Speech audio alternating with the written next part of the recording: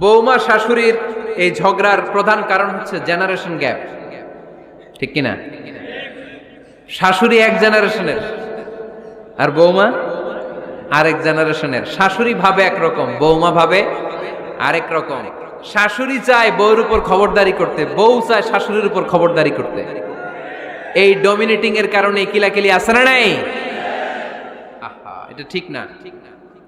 আমার শাশুড়ি মায়েরা যারা আছেন, প্রথমে শাশুড়ি দিয়ে শুরু করি।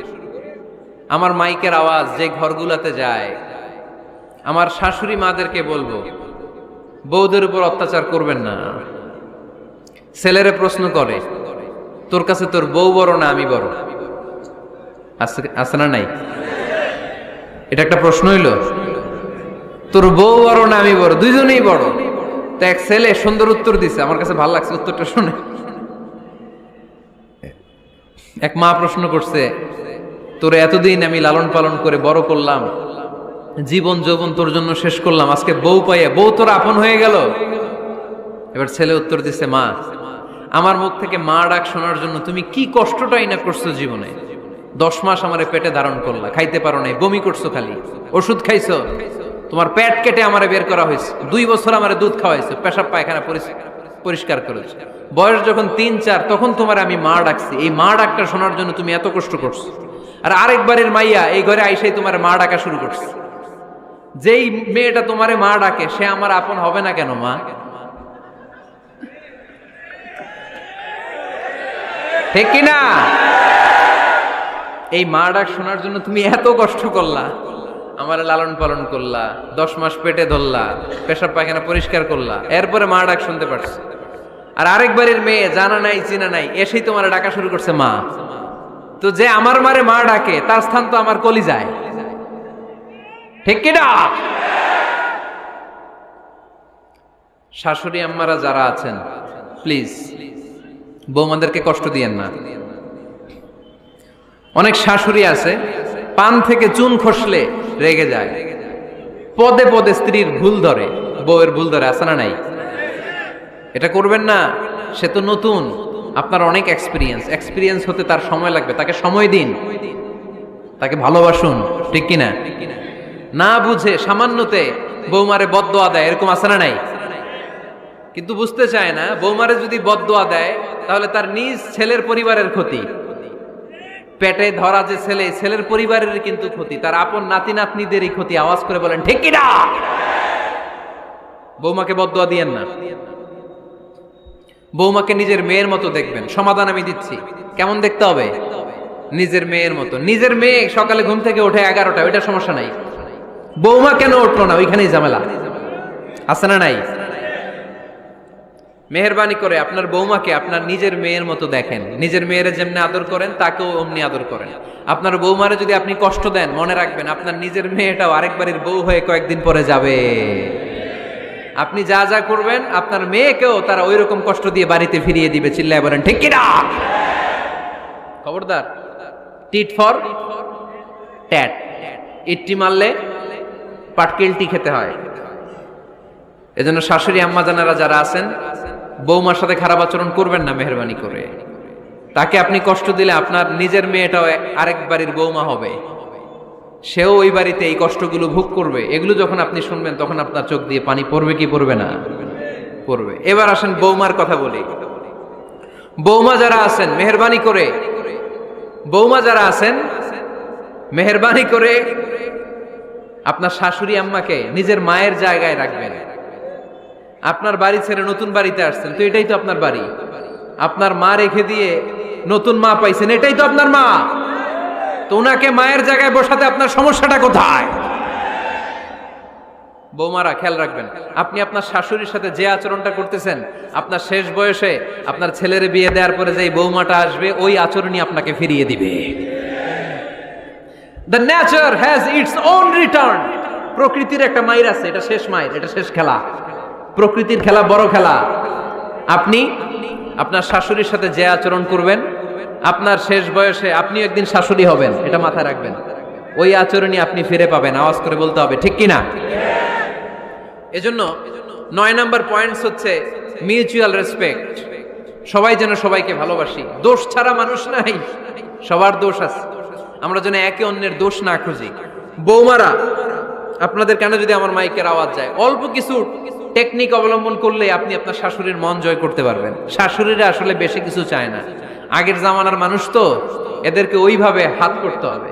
মাঝে মাঝে একটু শাশুড়ির মাথায় তেল দিয়ে দেন, চুলে তেল দিয়ে দিবেন আর কি, মাঝে মাঝে চুল আশ্রয় দিবেন, এগুলো কিন্তু খুব পছন্দ করে শাশুড়িরা।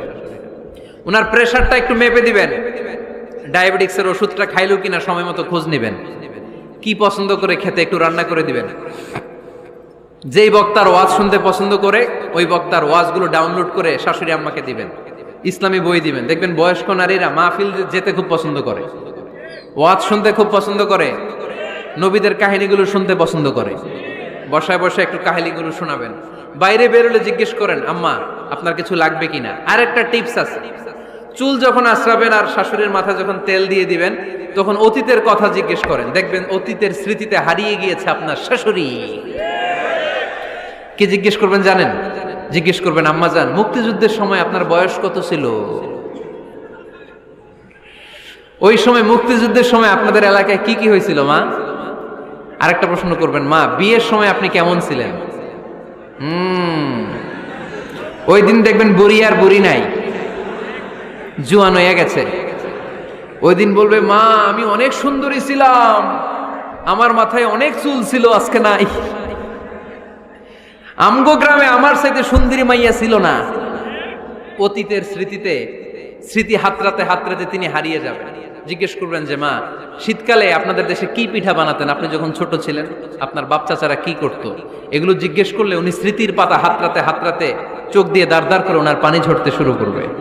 আপনার জায়গায়, ওনার হৃদয়ের মনি কোঠায় এমন জায়গায় পৌঁছবে, আপনার ছাড়া উনি কিছুই বুঝবে না। বৌমারা, এই অল্প কিছু টিপস অবলম্বন করে আপনারা আপনাদের শাশুড়ির মনকে জয় করতে পারেন। শাশুড়ি বৌমার দ্বন্দ্ব আমরা চাই না, আমরা চাই শাশুড়ি বৌমাকে নিজের মেয়ের মতো জানো, আর বৌমা শাশুড়িকে আপন মায়ের মতো ভালোবাসুক, ঠিক কিনা? এই মিউচুয়াল রেসপেক্টই পারে শাশুড়ি বৌমার দ্বন্দ্বকে দূর করতে, আর ঘরটারে শান্তি টুকরা বানাতে। আওয়াজ করে বলেন ঠিক কিনা? কয়টা গেল? আর আছে কয়টা?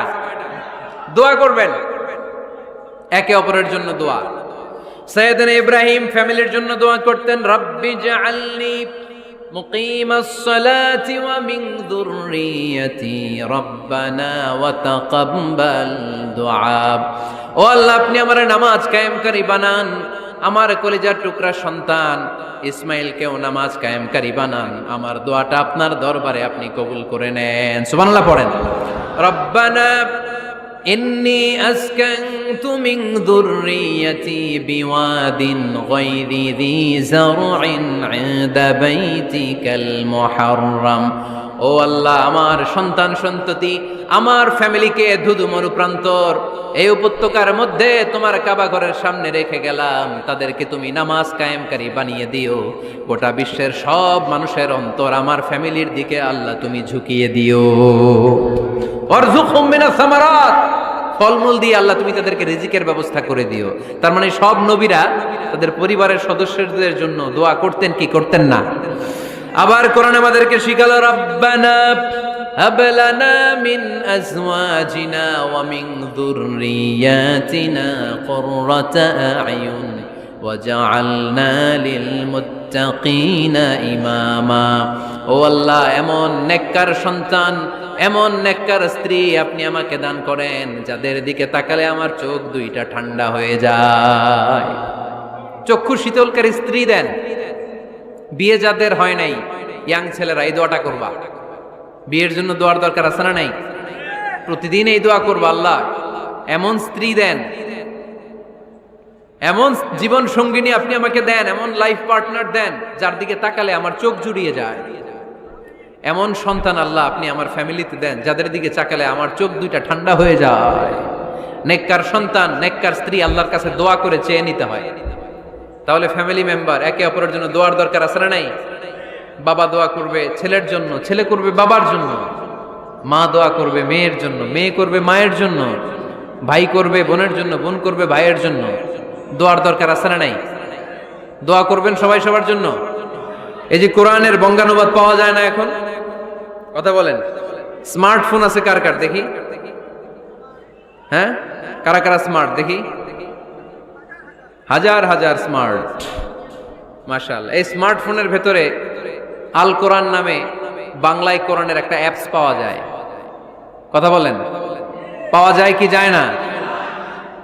আজকে থেকে এই অ্যাপসটা ডাউনলোড করে প্রতিদিন 1 আয়াত 2 আয়াত 3 আয়াত করে পড়া শুরু করে দেন। বাঁচতে হলে পড়তে হবে, বাঁচতে হলে জানতে হবে, ঠিক কি না? এই স্লোগান আমাদেরকে শিখায়। এই স্লোগান তো আল্লাহ, এই স্লোগান দিয়েই তো আল্লাহ কোরআন শুরু করছে, ইকরা বিসমি রাব্বিকাল্লাযী খালাক। বাঁচতে হলে জানতে হবে, বাঁচতে হলে পড়তে হবে, পড়ার কোনো বিকল্প নাই। আওয়াজ করে বলেন ঠিক কি না? সুজানগরের রায়েরা, মোবাইলের অ্যাপসের ভিতরে আমরা কোরআন রাখতে রাজি আছি তো সবাই? হাদিসের অ্যাপস ডাউনলোড করতে রাজি আছি তো? বাস রাজি আছি, ডাউনলোড করে রাইখা দেবো, আর কেউ পড়বো না নাকি? হ্যাঁ, প্রতিদিন একটা আয়াত হলেও যেন আমরা পড়ি। আল্লাহ যা বলা দরকার সব বলে দিয়ে গেছে, নতুন করে আর কিছু বলবে না। আমরা যেন পড়াশোনা করি, আমরা যেন একটা পাঠাগার বানাই। আবারও কখনো আসার সুযোগ হইলে আমি জিজ্ঞেস করবো, যদি আমার মনে থাকে যে আপনাদের পাঠাগার আছে কার কার ঘরে, সেদিন সবার হাত তুলতে হবে। এমনি পারা যাবে তো? আল্লাহ তুমি তৌফিক দাও।